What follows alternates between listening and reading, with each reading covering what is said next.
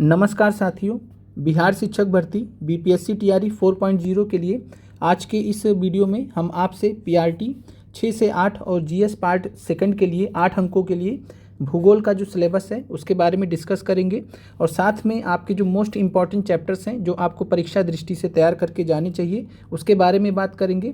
TRE 3.0 री exam में प्रश्न भी पूछे गए थे और साथ में आज का जो वीडियो रहेगा वो पूरी तरीके से आपका टीआरई 1, टीआरई 2 और टीआरई 3 ये सभी जो परीक्षाएं आपकी हो चुकी है इन परीक्षाओं पर आधारित रहेगा। और जो आज हम आपको सिलेबस और साथ में जो इम्पोर्टेंट चैप्टर्स बताने वाले हैं वो कुल मिलाकर टीआरई 1 से लेकर टीआरई 2, टीआरई 3 सभी परीक्षाओं में जो प्रश्न पूछे गए हैं उन पर आधारित रहेगा।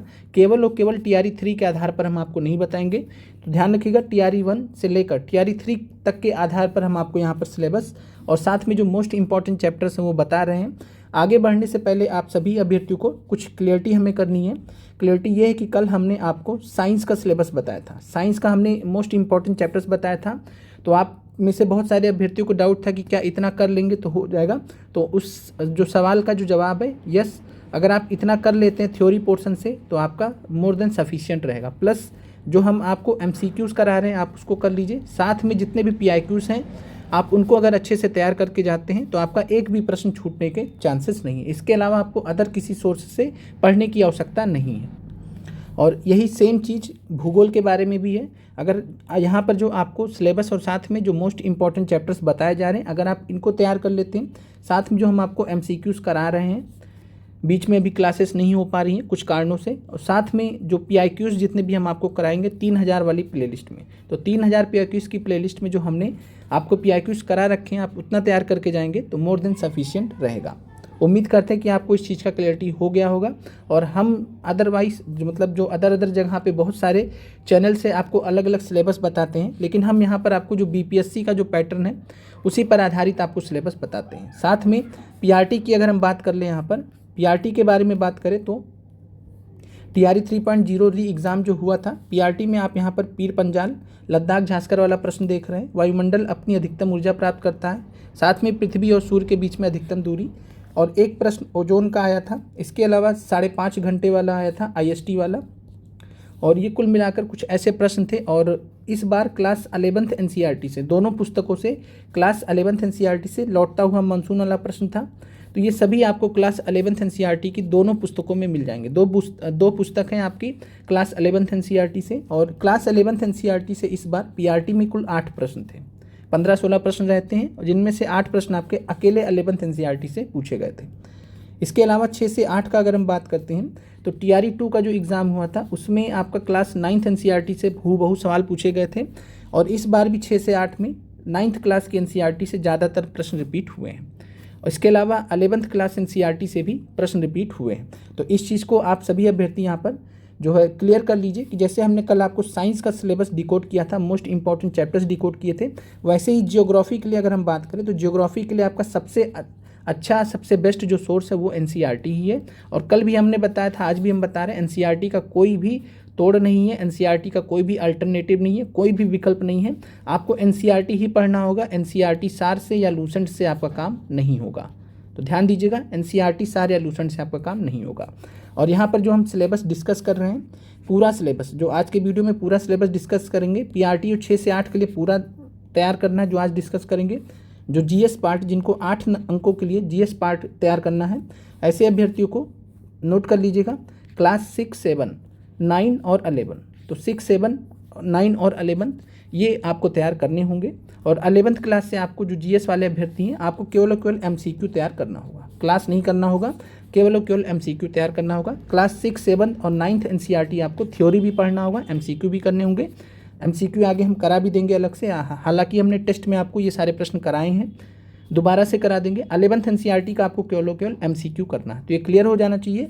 जीएस पार्ट सेकंड के अभ्यर्थियों के लिए 8 अंकों के लिए class 6 NCERT, class 7 NCERT, class 9th NCERT सबसे बेस्ट है। इसके बाद क्लास 11th एनसीईआरटी का आपको केवल और केवल एमसीक्यू करना है, बाकी 6, 7, 9 का आपको थ्योरी भी पढ़ना होगा। और सब कुछ हमने अपने प्लेलिस्ट में पढ़ा रखा है। 2 प्लेलिस्ट है हमारी, हम उसको कमेंट सेक्शन में पिन कर देंगे। एक प्लेलिस्ट में आपको जो है 6 से लेकर 11 तक का आपको भूगोल का क्लास मिल जाएगा, और दूसरे प्लेलिस्ट में आपको जो है जो हम एमसीक्यू करा रहे हैं वो आपको देखने को मिल जाएगा। 11th क्लास का एक पुस्तक का आपका जो MCQ कंप्लीट हो चुका है। चलिए सिलेबस पर आते हैं। क्लास 6 NCERT की बात करते हैं। ये आपका क्लास 6 NCERT है। बुक का नाम यहाँ पर देख लीजिए, पृथ्वी हमारा आवास। क्लास 6 NCERT भूगोल की पुस्तक है ये। चैप्टर्स यहाँ पे जो महत्वपूर्ण है, इसके अलावा SCERT आपको अलग से पढ़ने की जरूरत नहीं है। जो हम आपको बिहार स्पेशल भूगोल जो अलग से करा रहे हैं आप उतना कर लीजिए। बाकी हमने क्लास 6 SCERT में कुछ पढ़ाया भी है, आप उतना देख लीजिएगा, वो मोर देन सफिशिएंट है। चलिए चैप्टर आपका है सौर मंडल में पृथ्वी, बहुत महत्वपूर्ण है। ग्लोब अक्षांश एवं देशांतर, ये भी महत्वपूर्ण है। TRE 1 TRE 2 में प्रश्न पूछे जा चुके हैं। पृथ्वी की गतियाँ, ये महत्वपूर्ण चैप्टर्स हैं। मानचित्र वाला चैप्टर आपको बिल्कुल नहीं करके जाना। पृथ्वी के प्रमुख परिमंडल, तो वायुमंडल के जितने भी परिमंडल हैं इन सब के बारे में यहाँ पर जानकारी दी गई है, महत्वपूर्ण चैप्टर है। प्रमुख स्थल स्वरूप, हमारा देश भारत, तो भारत से संबंधित आपको बहुत सारे फैक्ट्स जो आपको क्लास 9th NCERT में दिए गए हैं भारत से संबंधित, वो यहाँ पर भी आपको बहुत सारे फैक्ट्स यहाँ पर मिल जाएंगे। फिर है भारत, जलवायु, वनस्पति तथा वन प्राणी, तो ये भी चैप्टर आपका इंपॉर्टेंट है। वनस्पति से रिलेटेड इंपॉर्टेंट चैप्टर्स है। तो ये 8 चैप्टर में से आपको कुल मिलाकर 7 चैप्टर करने हैं। और भूगोल आपको अगर बहुत सरल शब्दों में समझना हो तो सबसे अच्छी पुस्तक है क्लास 6 NCERT। तो ये चैप्टर्स आपने देख लिया। चौथा चैप्टर आपको नहीं करके जाना है। उम्मीद करते हैं कि ये आपको क्लियर हो गया होगा। ये सब कुछ हम ओल्ड NCERT से आपको बता रहे हैं, ओल्ड NCERT से हम बता रहे हैं, सब कुछ हमने पढ़ा रखा है आपको। चलिए क्लास 7th NCERT की बात करें तो हमारा पर्यावरण नाम से पुस्तक है, मतलब इन्वायरमेंट के नाम से, लेकिन है ये भूगोल की पुस्तक। तो क्लास 7th के लिए भूगोल की पाठ्य पुस्तक का नाम है इसका हमारा पर्यावरण। चलिए बात करते हैं इसमें। तो इसमें आपको पहला चैप्टर पर्यावरण का, इसको नहीं पढ़ना है, भूगोल की दृष्टि से आपके लिए इंपॉर्टेंट भी नहीं है। दूसरा चैप्टर है हमारी पृथ्वी के अंदर, महत्वपूर्ण है, हमारी बदलती पृथ्वी। वायु, ये आपके लिए महत्वपूर्ण है। फिर है जल, ये भी महत्वपूर्ण है। प्राकृतिक वनस्पति एवं वन्य जीवन, ये भी महत्वपूर्ण है। ये जो छठा चैप्टर है, और ये साथ में जो यहाँ पर आपने क्लास 6 NCERT में देखा ये 8वां चैप्टर, ये लगभग सेम है, आप दोनों को कंबाइन करके भी पढ़ सकते हैं। फिर यहाँ पर बात करें मानव पर्यावरण अन्योन क्रिया उष्णकटिबंधीय एवं उपोष्ण प्रदेश, तो इसमें जो है अमेजन वर्षावन के बारे में और जो उपोष्ण और उष्णकटिबंधीय क्षेत्र उनके बारे में महत्वपूर्ण जानकारी दी गई। आपको याद होगा TRE 1 में PRT में अमेजन वाले क्षेत्र से बहुत सारे प्रश्न पूछे गए थे, तो ये सब आपको यहाँ पर मिल जाएगा। शीतोष्ण घास स्थल से आपको हर बार प्रश्न पूछा जाता है। इस बार सवाना से प्रश्न पूछा गया था, सवाना के बारे में डिटेल में यहाँ पर दिया गया है। रेगिस्तान में जीवन, ये भी आपके लिए महत्वपूर्ण है। तो अगर आप 6 और 7th NCERT अच्छे से पढ़ लेते हैं भूगोल का, तो आपका भूगोल का जितना भी, अगर मान लीजिए कितने भी आपका वीक रहा हो, कमज़ोर रहा हो भूगोल, वो आपको बहुत अच्छे से समझ में आ जाता। तो 6 और 7th NCERT को आपको सबसे अच्छे से पढ़ना है। अगर आपको 6 और 7th NCERT का एक एक चीज़, एक एक टॉपिक क्लियर हो जाता है तो आपको आगे की क्लासेस में प्रॉब्लम नहीं होती है। तो 6 और 7th NCERT सभी को पढ़ना है, चाहे वो PRT वाले हों, चाहे वो 6 से 8 वाले हों, चाहे वो GS पार्ट सेकंड वाले हों। आगे बढ़ते हैं। क्लास 8 का यहाँ पर हम भूगोल का जो पाठ्य पुस्तक है उसके बारे में डिस्कस करते हैं। GS पार्ट सेकंड वालों को ये छोड़ सकते हैं, कोई ज़रूरत नहीं इसका। यहाँ पर जो इंपॉर्टेंट चैप्टर्स हैं आपके सामने हैं, भूमि, मृदा, जल, प्राकृतिक वनस्पति और वन्यजीव संसाधन। खनिज एवं शक्ति संसाधन, खनिजों के बारे में महत्वपूर्ण तथ्य यहाँ पर मिल जाएंगे। हमने शॉर्ट में आपको पढ़ा रखा है छोटे छोटे वीडियोज़ में। कृषि से संबंधित यहाँ पर झूम कृषि वगैरह के बारे में यहाँ पर फैक्ट्स दिए गए हैं। फिर उद्योग से संबंधित यहाँ पर महत्वपूर्ण तथ्य दिए गए हैं, तो ये आप देख लीजिएगा। और ये आपका वैसे देखा जाए तो लिस्ट मतलब कम इंपॉर्टेंट है, लेकिन फिर भी आप छोड़ नहीं सकते हैं, पढ़ के जरूर जाइएगा। और एक छोटे छोटे वीडियोज़ में हमने कवर करा रखा, तो आप इसको कर लीजिएगा। अगर आप छोड़ना चाहें तो छोड़ भी सकते हैं, बहुत ज़्यादा प्रश्न यहाँ से अभी तक पूछे नहीं गए हैं। और ये कहीं ना कहीं क्लास 8 का जो NCERT है 10th NCERT में जाकर रिपीट होता है। तो क्लास 8 का जो NCERT है वो 10th NCERT में भी बहुत सारी चीज़ें मिल जाती है, जैसे कृषि वाला चैप्टर है ये आपको 10th NCERT में भी मिल जाता है। ऐसी ऐसी चीज़ें हैं, तो इस तरीके से आप समझ सकते हैं। करना चाहे तो कर सकते हैं, सरल शब्दों में दिया है, हमने पढ़ाया भी है। छोड़ना चाहे तो छोड़ भी सकते हैं। चलिए अब आते हैं class 9th NCERT। 9th NCERT सबसे ज़रूरी है। 9th NCERT सबसे ज़रूरी है। आप कुछ भी ना पढ़िए, लेकिन 9th NCERT जरूर पढ़िए। कारण क्या है? क्योंकि इसमें भारत के बारे में बहुत ही ज़्यादा डिटेल में चर्चा की गई है। भारत का जो भौतिक जो भूगोल है, भारत का जो भौतिक भूगोल है उससे रिलेटेड यहाँ पर बहुत, जैसे भारत आकार एवं स्थिति, तो भारत से संबंधित जितने भी महत्वपूर्ण तथ्य हो सकते हैं TRE में बहुत बार पूछा गया। सोचिए TRE 2 में 6 से 8 में सारे प्रश्न क्लास 9th NCERT से थे। इस बार TRE 3 में भी ज़्यादातर प्रश्न आपको 9th NCERT से दिए गए थे। फिर भारत का भौतिक स्वरूप, अपवाह तंत्र जो नदियों का तंत्र है बहुत इंपॉर्टेंट है। फिर जलवायु की बात करें, फिर प्राकृतिक वनस्पति एवं वन्य प्राणी। ये 5 चैप्टर हैं जो आप क्लास 9th एनसीईआरटी के जरूर अच्छे से तैयार कर लीजिए, ये बहुत ही इंपॉर्टेंट चैप्टर्स आपके लिए हैं। फिर बात करते हैं क्लास 10th एनसीईआरटी का। क्लास 10th एनसीईआरटी की बात करें तो क्लास 10th एनसीईआरटी में आपको ये 4 चैप्टर ही करके जाने हैं। संसाधन एवं विकास, वन्य और वन्यजीव संसाधन। अभी हमने आपसे कहा था क्लास 8 एनसीईआरटी का, इधर लगभग मिलता जुलता आपको मिल जाएगा। तो जल संसाधन, कृषि, वन संसाधन, और ये सारे जो चैप्टर्स हैं ये भी हमने आपको शॉर्ट में करके दिया भी था, तो आप देख लीजिएगा उसको। और ये 4 चैप्टर आप करके जरूर जाइएगा। और ये क्लास 10th एनसीईआरटी के चैप्टर्स हैं जो पीआरटी और 6 से 8 के अभ्यर्थियों को करके जाने हैं। जीएस पार्ट वालों के लिए जैसा कि हमने बताया 6, 7 और 9 ये 3 चैप्टर आपके लिए सर्वाधिक महत्वपूर्ण, आप इन्हीं पर फोकस करिए। 8 अंक का ही आएगा और यहाँ से आपका हो जाएगा। इसके अलावा क्लास 11th का हमने आपको बताया जो यहाँ पर चैप्टर है क्लास 11th के लिए। तो क्लास 11th के लिए यहाँ पर जो चैप्टर्स हैं, भारत स्थिति, संरचना, भू आकृति विज्ञान, अफवाह तंत्र, ये 3 चैप्टर हैं जो बहुत महत्वपूर्ण है इस बार। और ये जलवायु, ये 4 चैप्टर ऐसे हैं जो इस बार यहाँ से 4 प्रश्न सीधे सीधे आपको दिए गए थे। प्राकृतिक वनस्पति की बात करें तो एक प्रश्न और जोड़ लीजिए, जो पाइन वाला प्रश्न आया था कि जो है पर्वतीय क्षेत्र में किस प्रकार का जो पेड़ पाए जाएंगे, वृक्षों से संबंधित था वो।